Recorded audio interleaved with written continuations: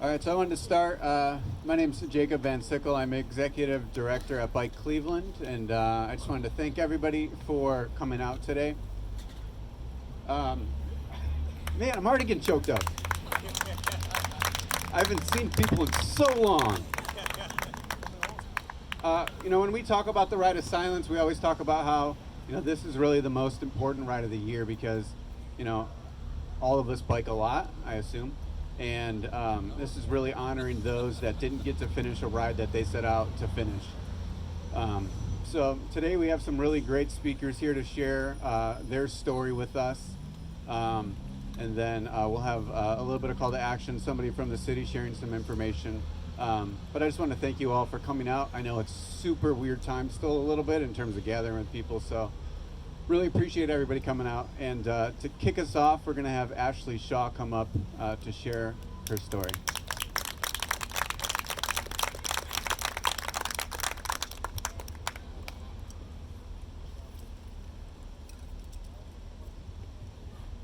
Hi everybody, I'm Ashley Shaw. I'm going to read because my brain doesn't work very well anymore in situations like this. First, just want to acknowledge Jacob and Jason and Deltrice and Bike Cleveland. The work that you guys do to make it safer for all of us to bike in Cleveland, that work is very personal to me, and I just want you to know how grateful I am for you and your organization. And everybody here, you're taking up space on our roads, building awareness, and advocating for it to be safer for all of us who love riding bikes, so thank you. It isn't easy for me to be here tonight.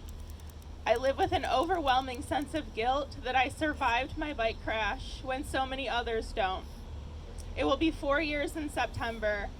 I do my best to try to be grateful for all the positive outcome that I had, but there are still times when panic and guilt will sneak up on me and just stop me in my tracks. It is overwhelming to think about what could have been and all that I could have lost.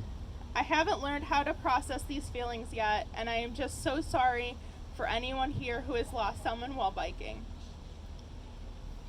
In 2017, I was riding my bike home when a distracted driver turned into me, causing me to sustain a subdural hematoma, which is a brain bleed. I was at the intersection of Lorraine Avenue and Fulton Road in Ohio City, 1 block from my house. I don't remember much from those first few days after the crash, except for the silence. I didn't realize it at the time, but I wasn't having any thoughts. Everything was silent inside my brain.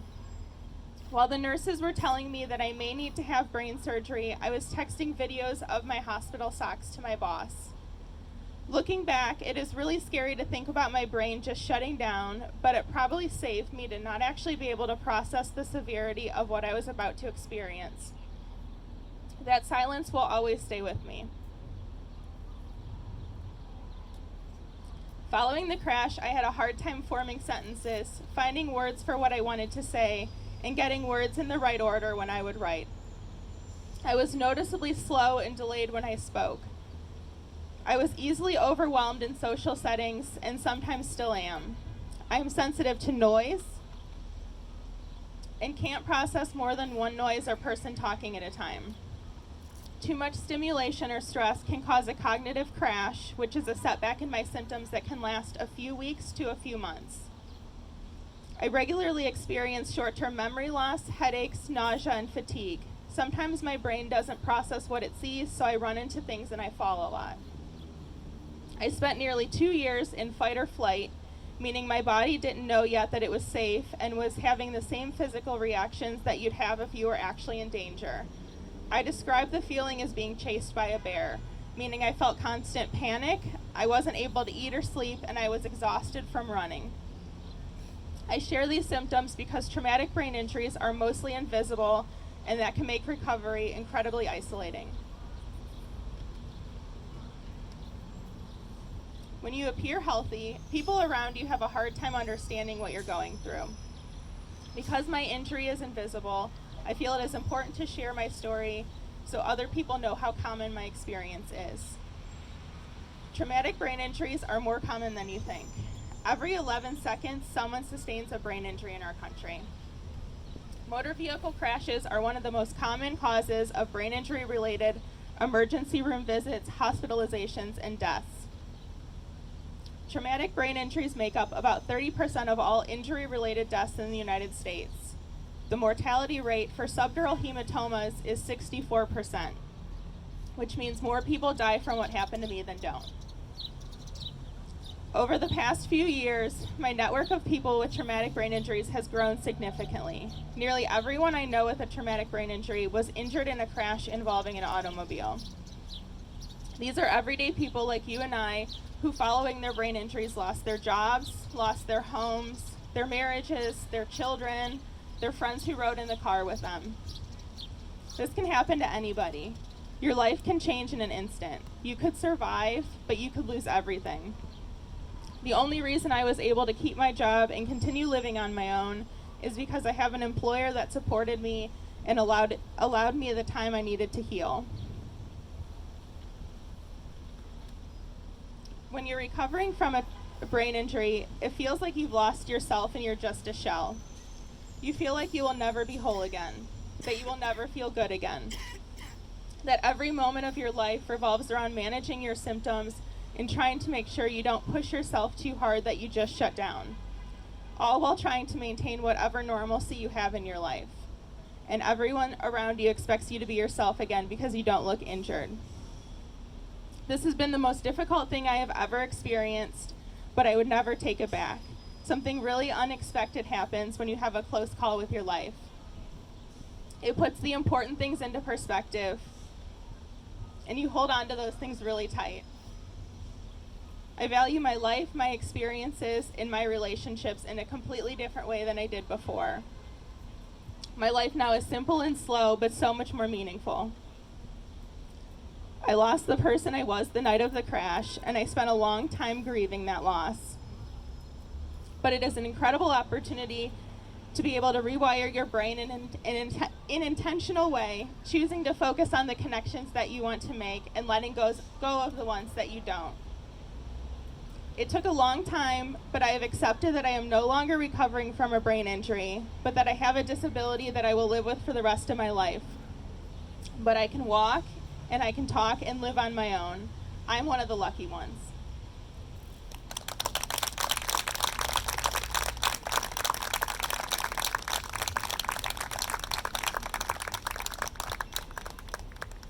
Next up to share her story, we're going to have Patty Banks.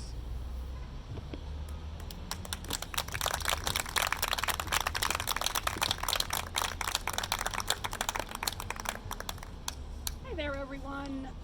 My name is Patty Banks. Jacob invited me here this evening to speak to you all about my accident that happened about 2 years ago. And I want to thank you all for coming to this event. It's such an important event. Thanks to Jacob and Bike Cleveland for inviting me here. So the day of my accident, May 15th, 2019, was the first beautiful day of the year. We had had just a rotten spring. It was rainy, it was cold, and it was a sunny, beautiful day, kind of like today. And I thought, I'm going to go for my first outdoor ride. So I got on my bike, and I was going to go for a long ride for me, 25 miles. So I live in Bay Village, and I rode out to the Lorraine Lighthouse, which was I always considered my safe ride because there was a bike lane almost the entire way there. It's a beautiful day. The lake was flat. It was clear, sunny, warm, just beautiful. So I got to the lighthouse and enjoyed the scene there, turned around and headed back east to head home. And as I was heading east on Lake Road, I got to Avon Lake and I went to cross over Moore Road. And Allison Spurl was headed home and she turned left up Moore Road and she ran right into me. And she never stopped. She never even hit the brakes. So, fortunately for me, Marcia Herwalt was sitting there in her car and watched the whole thing happen. And this woman is an angel. She's a retired nurse, so she watched it happen, and just hopped out of her car and leapt into action. I had severed my carotid, and she saw me spurting blood, and she just stuck her hand on my neck and held it there and stopped the bleeding. And she saved my life. And had she not, doctors tell me I would have bled out in 3 or 4 minutes. So right there on Lake Road in Avon Lake, she saved my life. And she held my carotid until the Avon Lake Fire Department showed up. And they called Metro Life Flight, and I was life flighted to Metro Hospital. So along with my severed carotid, I had a brain hemorrhage. I had dislocated my clavicle. My pelvis was fractured in 2 places, and my patella was fractured. I was a mess. So I went to Metro Hospital. I stayed in there for 4 days, and the reason they said it was only 4 days, actually today's 2 years, because it was May 19th that I was discharged. And they said the reason that I was there was for 4 days is because I was tough and a fighter and strong. And that's what we all are. We all are tough and strong. And I have felt tough and strong through this whole thing until it came to the court. And so it's called criminal justice. There's a reason that it's called criminal justice, because in my opinion, it's really about getting justice for criminals. So Allison Spurl was charged with 4 felonies and a misdemeanor. And she's been charged by the state of Ohio. And I've gotten a total legal education through all this. So since she's charged by the state of Ohio, I'm represented by a prosecutor who's a very nice woman, but she has no experience in criminal law. Allison Spurl has 2 attorneys defending her. One of them is a very experienced criminal attorney, and he is doing his job, getting her criminal justice. Some examples. On July 3rd, it was a holiday weekend, she didn't have her driver's license. So he petitioned for her to get her driver's license back, knowing that there was a lenient judge on that day. She got her driver's license back July 3rd. I still couldn't drive because my knee was in a brace. So she was out driving. I wasn't allowed to drive. On October 29th, Allison wanted her car back. So she petitioned the court, her attorneys got her car back. I still don't have my bike back because it's considered evidence. She has her car back that I crushed the windshield and bled all over. She got that back. I still don't have my bike. Just before Thanksgiving, Allison Spurl's attorneys hired an accident reconstructionist. And the accident reconstructionist claimed that I was in the wrong place, and that's why I got hit. I was riding in the road where we as cyclists are allowed to ride our bikes. And finally, the one kind of ask that I have tonight is the trial hasn't happened yet. The trial is September 14th. And one of the reasons that it's been put off is that the defendant has the right to statutory time for a speedy trial. So she's put this off. They've wanted this put off. They want us to forget. And what I'm asking is that everyone shows up on September 14th, not for me. You know, a lot of you people don't know me, but we need to stand for cyclists. Jacob is trying to find a legislator to introduce legislation for vulnerable users to increase the penalties for hitting, injuring, killing a vulnerable user. And that's us. So we need to be there that day to show the public what our rights are and to show legislators that we are allowed to be on the road. So I'm just going to ask all you, I know we're all busy, but September 14th, not for me, but for all of us cyclists. The judicial system doesn't care about cyclists, right? we have to care about ourselves. We have to stand up and show them that it's not okay. So thank you all for hearing me out, and thank you, Jacob. If you guys have any questions, I'll be here for the night.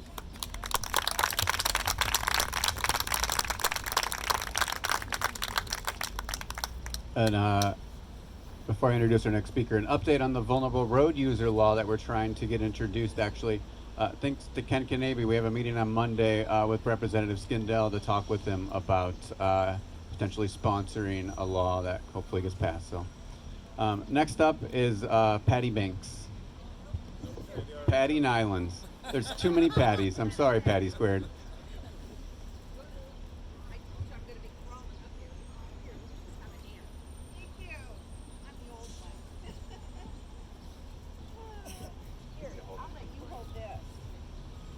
Hi, my name's Patti Nylens. I actually live in Avon Lake.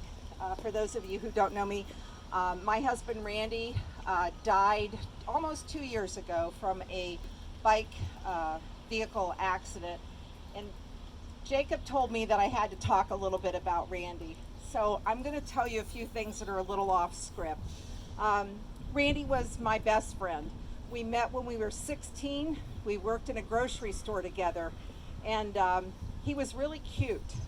And I used to sit there and go, oh, he's so cute, he's so nice. And he really was. He was a true Boy Scout, if you ask me. He was a really good person. We got married when we were 21. We were married for 45 years when he passed away. We were very fortunate. We had a great life, and he was a great person. And when people sit there and say, well, you know, everybody has their dark side, I did. Randy never did. He was such a nice person. He volunteered in our community. He was on Planning Commission for over 26 years, which is a volunteer position. He rewrote the zoning code in Avon Lake twice. He was involved in that. He was on several different committees. He went to school late in his life. He was the worst student in high school. If it weren't for me, he wouldn't have graduated. So I always used to remind him of that when he would yell at our son, who didn't like to do his schoolwork. But he ended up going back to school in his late 20s, got his undergrad degree and then his graduate degree, and became an architect. And we ended up in here. We actually grew up in Columbus, but we ended up here because sailing was his love. Cycling is what kept him healthy. Sailing was his love. And he raced almost every weekend from the summer, from May until October. He was out on the water. So my kids always knew, don't plan anything for Dad during the summer because he won't be there and you'll be disappointed. Loved by many. He had so many friends at his service. We stood in line for 5 hours while people paid their respects. And even then, people didn't get to, come in and talk to us. So we've been really blessed by the community as a whole. I want to say to Ashley, I'm glad you're alive. And I think you're a remarkable young woman, and I think you should not feel guilty about being here today. We are grateful to have you. And as far as Patty Banks goes, she's a remarkable woman as well. And I encourage everybody to try and be there in that courtroom, because when we went to court, we had a plea agreement, and I will just say, I will echo what Patty has said. The court system, it is an educational process that I would not wish on anyone. We were fortunate that we had a really great prosecutor. I also had my own attorney that helped me through this, and a whole slew of friends. We had a plea agreement that we spent over a month, my 2 children, their spouses, and me, having conference calls to try to come up with what we could live with, because we had to sign off on the plea agreement. And we made the offer. We had video footage of Randy being hit, and that was probably the toughest thing I've ever had to see and watch. Even identifying him at the hospital was easier than watching him being hit. But I'm grateful that we had that video, because that's what convinced her to accept the plea offer and not go to trial, which would have put my children, who are grown adults, but they're still my children, it would have put them through hell. And I was not willing to let that happen. They'd already had to deal with the loss of their very beloved father, and I wasn't going to put them through that. So we were really grateful for the turnout, which is kind of where I was headed with this. We had a full courtroom. Even though it was sentencing, the judge could still change the sentence if he wanted to. The entire courtroom was full of my family, my friends, Randy's family and friends, and there were only 4 people there representing the defendant. So and we had people out in the hallway because the courtroom was filled. All I can say is, if you can be there, be there. It's a voice, it's a presence. Even if you have to stand outside, they will know that you're there, and I think it will make a great deal of difference. So I just want to, say a couple of things. This was my more prepared portion of it. Randy left our home in Avon Lake for his usual 15-mile ride on June 6th. It was a beautiful sunny spring evening. As Patty attested, that spring was really nice, but he never returned. 4.3 miles, and I know it's 4.3 miles because his bike was released to us last fall, and his odometer was pegged at 4.3. 4.3 miles into his ride, he was struck by a drunk driver, and he died several hours later from his injuries. As I said, he was my husband of 45 years, my best friend, the father of my daughter, our daughter Becky, and our son Brad, and the grandfather of our 3 grandchildren. He rode his entire life. His grades were so bad, as I mentioned earlier, in high school, that his parents wouldn't allow him to drive, even though he had a driver's license.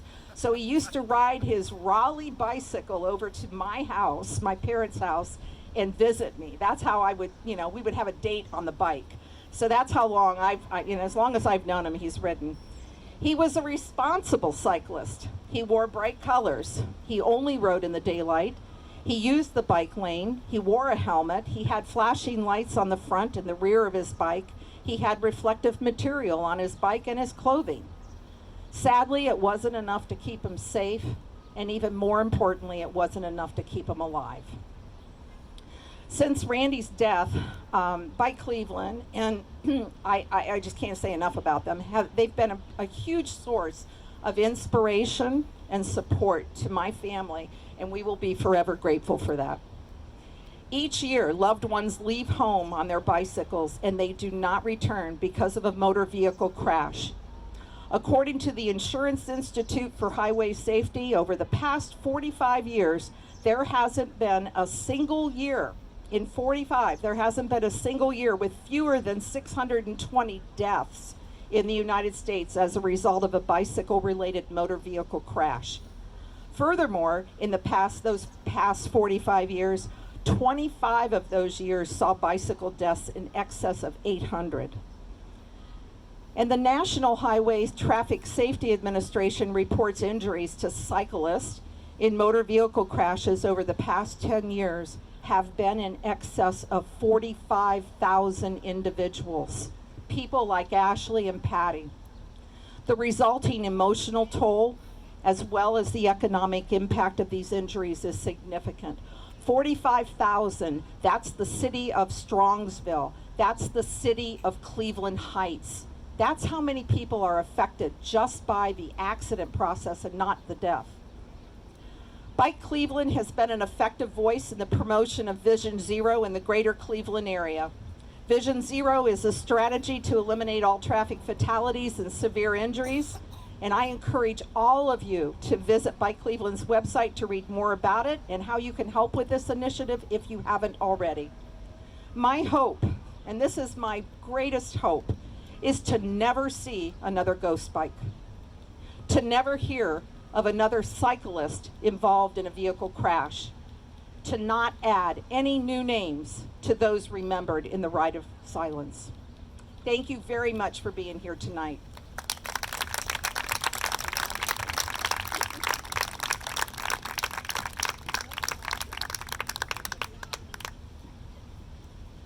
Thanks, Patty Squared and Ashley.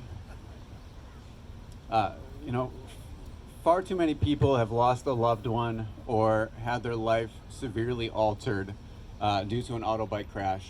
2020 was no exception, and in fact, it was a pretty bad year for the state of Ohio, There were 1,077 reported bicycle crashes with an automobile. 55 of those resulted in a fatality, and that's an 88% increase over 2019. So this is another epidemic going on our roadways that impact all of us. Next up, I want to invite Terrell Cole, who is, I might get this wrong, Deputy of Operations at the City of Cleveland, and he's going to talk with all of us about the city's Vision Zero initiative. And for those of you that aren't aware, Patty talked about it a little bit, but Vision Zero is an initiative to eliminate all serious injury and fatal crashes on our roadways.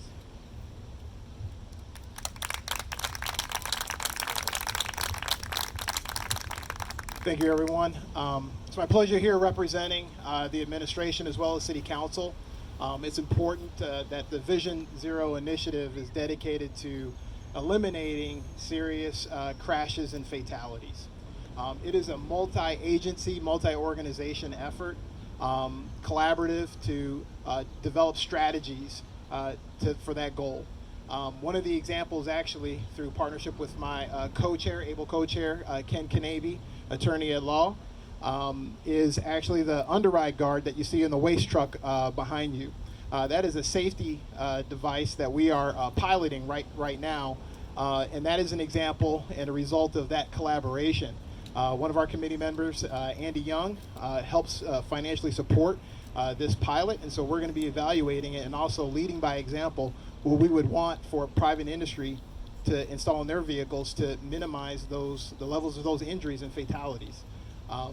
It is important to also know that in this effort, we are putting together an action plan that will be looking to you to participate. Public participation in this is key and critical.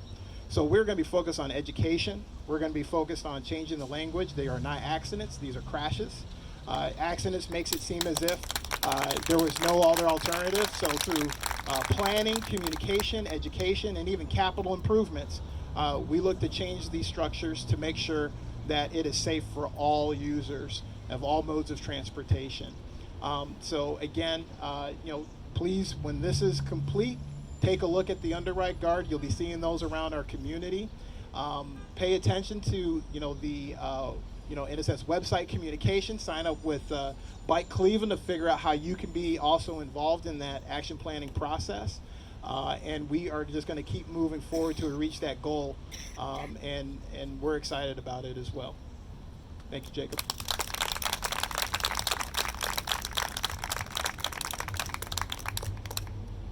All right, man, that's a lot. I like to close these things out with a few actions that you guys can do, and Patty Banks gave you one, which is in September, to attend her court trial. Be there to show support. You can sign up to actually be added to a calendar invite for that, and it'll actually just go right to your calendar on our website at bikecleveland.org. Terrell mentioned the city's ongoing work with Vision Zero and an action planning process that's going to be kicking off. I encourage you guys to, shortly a website's going to launch at visionzeroclee.org. I encourage you guys to go there and get involved and plugged in with the process, because certainly the voice of all of us as cyclists and vulnerable road users will be crucial in making sure that the plan is effective. And then the last thing, and I say this because Ashley was hit by a distracted driver. Bike Cleveland's been pushing pretty hard for the past couple years to try to get a statewide ban on cell phone usage while you're driving a car. And for some reason or another, it continues to not pass. But currently in the Ohio House, there are 2 bills addressing distracted driving. And next week, we're going to be issuing an action alert encouraging all of you to contact your Ohio House lawmaker, telling them that you support a primary ban on distracted driving. You support people not texting and driving, using a computer while driving, any of those things that are key to ending this epidemic of roadway fatalities in our city. Well, I want to thank again Patty Banks, Patti Nylens, Ashley, and Terrell Cole for all coming out to share your stories and to share some actions that we can all take to make our roadways safer, not only for us, but for our loved ones and our friends. So thanks everybody for coming out.